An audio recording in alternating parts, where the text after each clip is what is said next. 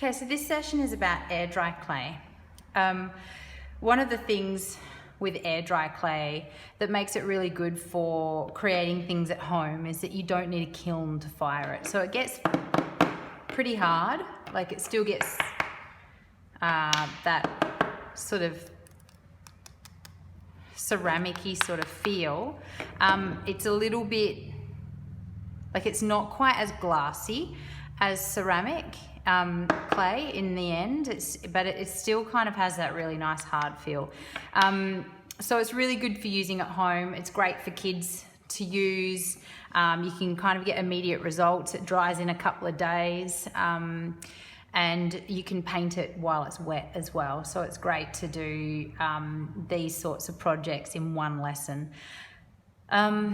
So the downside to the air dry clay is that you can't keep things in it that are liquid. So with ceramic clay, you can make a bowl, you can eat your breakfast out of it, you can wash it in the sink, and with the air dry clay, you can't do that. If you leave one of these air dry clay things in the water, it will just turn back mushy again. So whatever you do with it, make sure that it's in a dry place.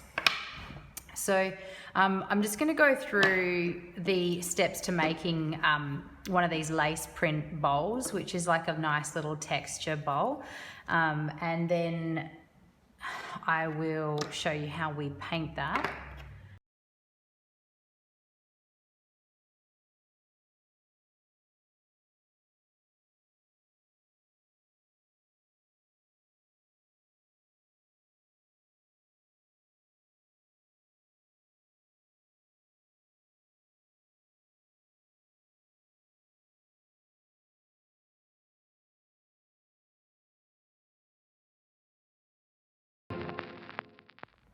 So one of the best ways of getting this clay out is to use scissors. You can use one of the wires that you would normally use for a ceramic clay, but it doesn't work quite as well for this air dry clay. It's a little bit, air dry clay is a little bit stickier than normal clay. So, and it is a little bit tougher as well. So it's not really good for the wires. So I think that probably will be enough for us for the moment. Okay, something you do need to make sure you've got handy when you're working with air dry clay is like a saucer of water or a little pot of water, because we get to a point where the clay loses its moisture into our hands, and if that happens, then it won't stick to itself and you won't be able to mold it very well. The other thing is you need a really dry surface to work on. So if your surface is a little bit wet, the clay will stick to your surface.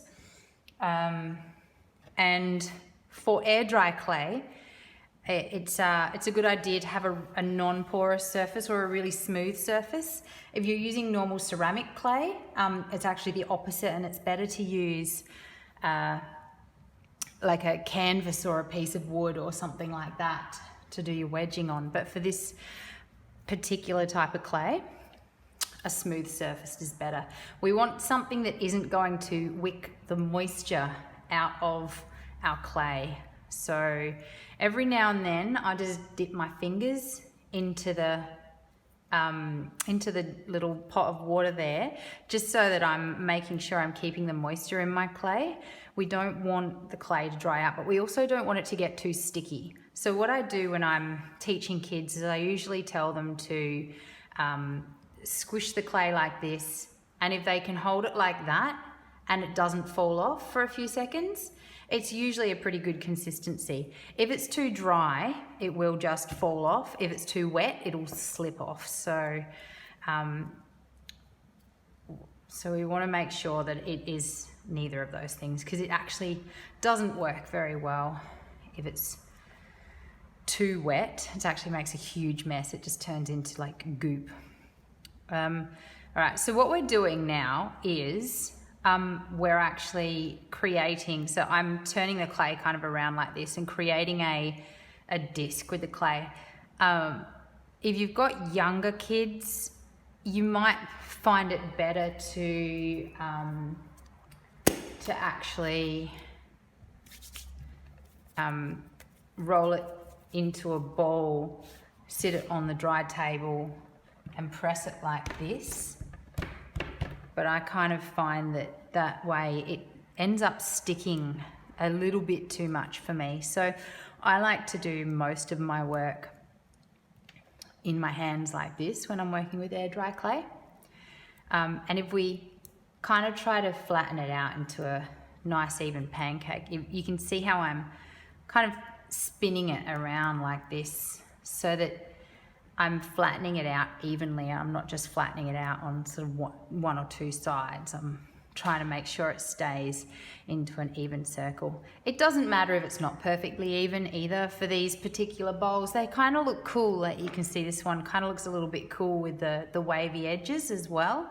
So that's totally cool if that's what you want to do. All right.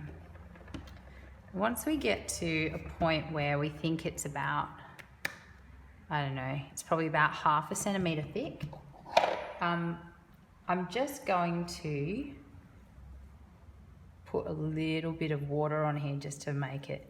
It's not a lot of water, just a little bit, so that it makes it a little bit pliable. And then I'm like pressing this into the clay.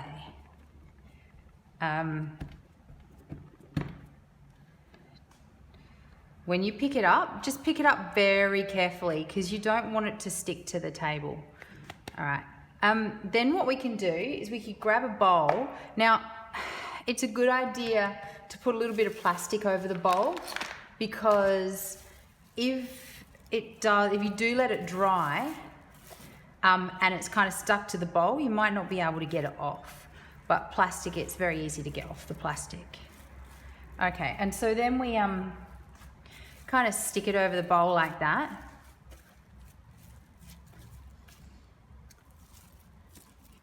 And take off your lace very, very gently. So you can see there is a bit of a pattern happening on there on the clay. All right. So then the idea is with the paint, you can totally paint straight over while it's wet. It makes no difference. The only difference it does make is you can't press too hard because obviously the clay is a little bit wet. If you press too hard with the brush, you might get brush strokes in there. But for this, what we want to do is we actually just want to sort of load one side of the brush up, but not heaps. Like we just want a very light load there. And I'm very, very lightly touching this over the clay. So it's best to start lighter and then get darker if you need to get darker. And you can see it kind of accentuates the pattern. When I do this with a class, I kind of get them to learn a little bit about Ming Dynasty Pottery. The reason I love using blue for this is because that's a real Ming Dynasty colour.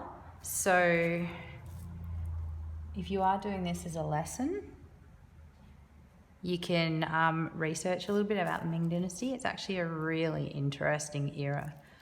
And it's one of those situations where you can see the progress of art through the history of, like through the history of travel. So,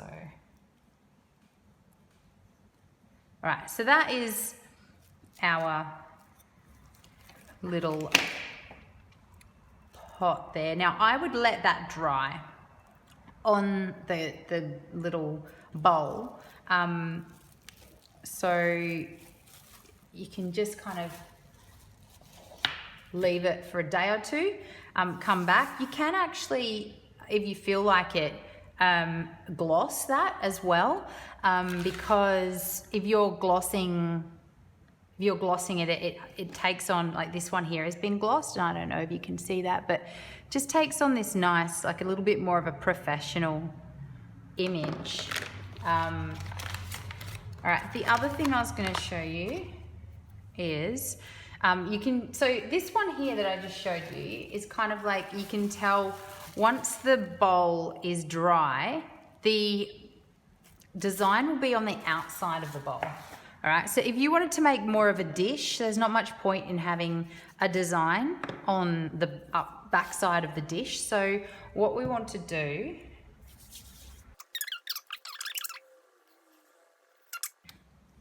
we put the little bit of lace,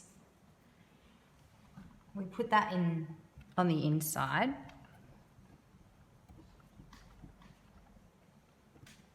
Just checking to make sure it's not sticking.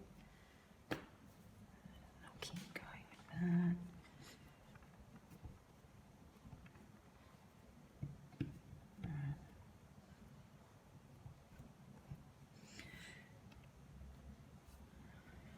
You can use a roller for this if you want to. It's totally okay. I'm just trying to show you ways of doing things without needing many tools, because I know that a lot of people don't have the time to go chasing around for lots of different tools for their kids. All right, so for this one, what we're gonna do is we'll take the lace off and we actually paint it. We'll paint it first.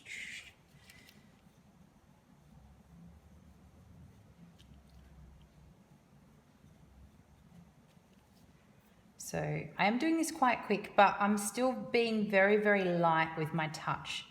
So I'm barely touching the clay as I'm doing this.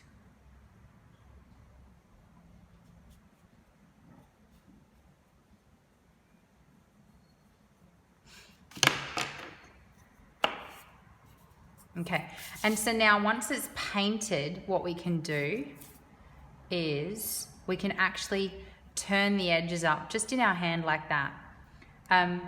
If you're only going to just turn the edges up like that, you can find something to lean it in. Like you might like to lean it inside a tape roll, or you could make like a little like tube of paper. You can actually make it stay there on its own. If you wanted to sort of create a bit more of a thing like that, then it would totally just stay there and dry on its own like that.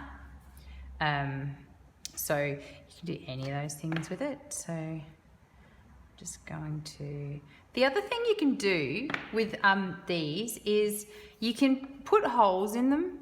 So when you've got your stick, if you stick a hole in it like this, then when it dries, you actually end up with a nice little hole that you can hang it from, like if you wanted to make like a hangy thing, I don't know, like wind chimes or something. You can see this one here, it's got 2 holes.